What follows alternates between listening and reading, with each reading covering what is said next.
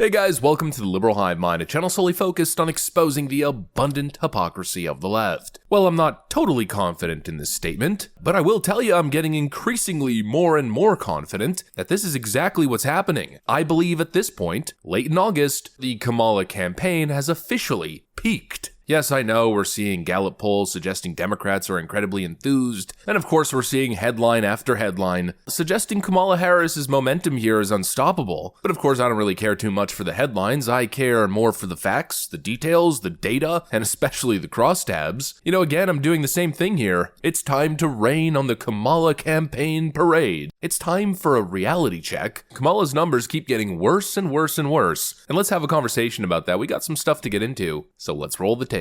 Alright folks, it seems as though Kamala Harris has totally plateaued. If we take a look here at the RCP average, Kamala Harris's net positive spread remains below 2%, which as we know is probably not going to be enough, but if you look at the trend, it seems like the surge is over. This is where she's landed. After billions of dollars worth of free advertising, after all the campaign fundraising money laundering, and of course after that star-studded DNC, this is what they've got. Biden withdraws from the race on July 21st, 2024, and then the Kamala surge kicks in, but it's plateaued. And in fact, it seems as though she's slowly starting to drop. Look at the trend line here, it's gone totally horizontal. And this, of course, is highly concerning for Democrats. You know, again, Democrats are celebrating on X. You see it each and every single day talks of a Kamala blue wave. But these numbers here, historically, are horrible. And don't take my word for it. Take top Democrat strategist, Obama's best political friend, David Axelrod, who's giving it straight to leftoids on CNN. Some time. Look,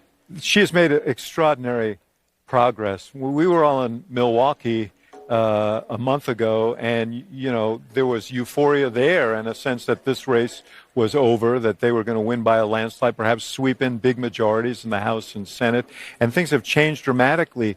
But this is still a very competitive race. If the election were today, I'm not sure who would win. And I think it may well be President Trump because it's an electoral college fight. Right. And in those battleground states. Yeah, we were looking at national numbers right at the top of this program. That's, I mean, it's misleading. And I've said several times here that, you know, for a Democrat to win those battleground states, they have to have a significant lead in the Electoral College. Remember, Joe Biden won by 7 million votes nationally last time, and a margin of 45,000 votes or 44,000 votes in the three closest battleground states combined. So she's right to be telling people it's good to be enthusiastic. That enthusiasm is really, really important for the Democratic Party, but you have to turn that into energetic action in order to win the election. And I think that's going to be part of what you hear here. Alyssa, how important do you think the Exactly. It might not be enough. The simple fact is, Democrats need to be significantly ahead, especially in August polling data. Now, of course, we're about to tick to September, but still, we're not 2 weeks or 3 weeks away from Election Day, but rather 2 months. There's still a whole lot of time. I mean, for Pete's sakes, Kamala Harris still hasn't even done her first interview, and we haven't even seen a debate between the two candidates. If Kamala manages to screw up, I mean, it could spell game over. That's what happened the first debate between Joe Biden and Donald Trump. Joe Biden didn't exactly perform so well, and right then and there, his campaign was done and dusted.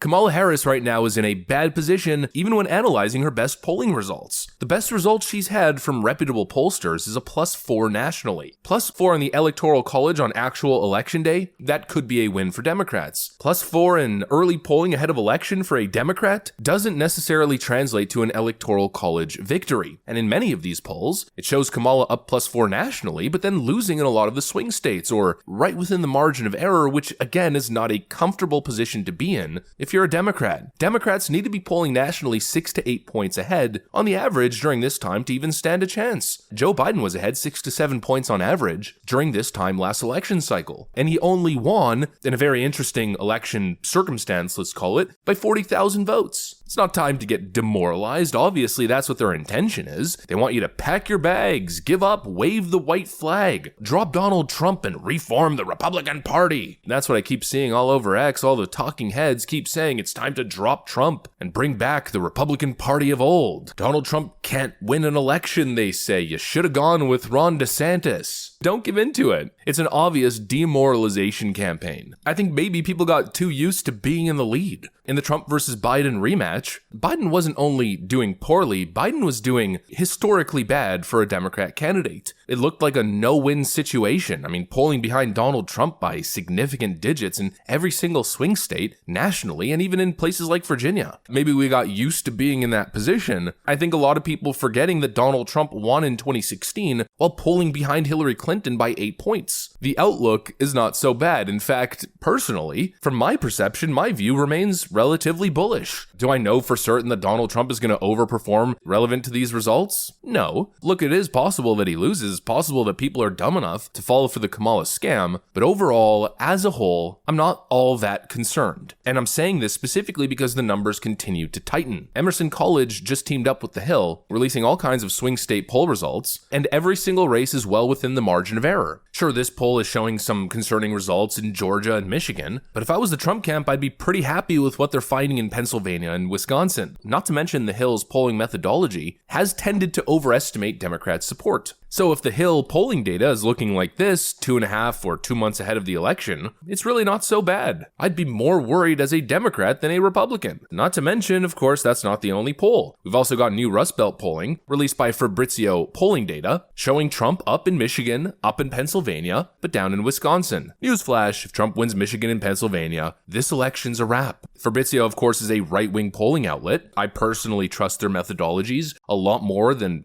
some of these more mainstream left-wing pollsters. The left is telling us that Trump is losing in Michigan, but these numbers say otherwise. Now, of course, leftoids are going to say, well, what do you mean? That's a right-wing pollster. Look at the left-wing pollsters. Okay, let's look at ActiVote, for instance. That has Harris/Walz at 50.1% and Trump at 49.9%. So another statistical tie, but again, ignore the headline number, look in the crosstabs. The weighted sample of this poll is 55% Democrat voters, 30% Republican, and 15% independent. They oversampled Democrats by 25 points. And Kamala Harris still doesn't have a lead. It's a statistical tie. But then it gets even more interesting because when you look at the independent numbers, supposedly Trump's leading at 78% to 22. That's a real number. Trump leading independents possibly in Michigan by 56 points. 56 points! I don't know, call me crazy, but that seems crazy. It seems totally out of balance, totally out of whack. What it really feels like is like Democrat pollsters are trying their darndest to set a narrative rather than effectively polling these states. If you have to resort to these kind of shenanigans to get the result you're looking for, well then you're probably not really leading. Kamala Harris had her little moment on stage, but obviously, that bright shiny light that they managed to emit, well, it's starting to fizzle. And already the markets are reacting. Nate Silver just completely shifted his forecast. He had Kamala Harris favored to win the Electoral College at a significant margin, but as of today, the results have completely flipped. Nate Silver's 538 forecast on the 21st of August had Kamala Harris's chances of winning at 53% to Trump's respective 47. Fast forward a little bit over a week later, and now Trump's standing at 52% with Kamala standing at 47. Polymarket is now essentially showing the same thing as Donald Trump has taken the lead at 50 to 48% chance. Kamala Harris is stagnating, and Trump, well, his momentum continues. He hasn't lost his floor yet. Meanwhile, Kamala Harris hasn't exactly established her floor at all. We don't know where she's gonna land, but I'll tell you one thing, if history tells us anything, her floor needs to be a whole lot higher if she's to pull this one off. She's running significantly behind Democrat historic averages, and the outlook keeps on getting worse. Anyways, that's pretty much what I got for you guys. Hopefully you enjoyed this video. If you did, make sure to leave a like and possibly subscribe. Thanks for watching, and I'll see you on the next one.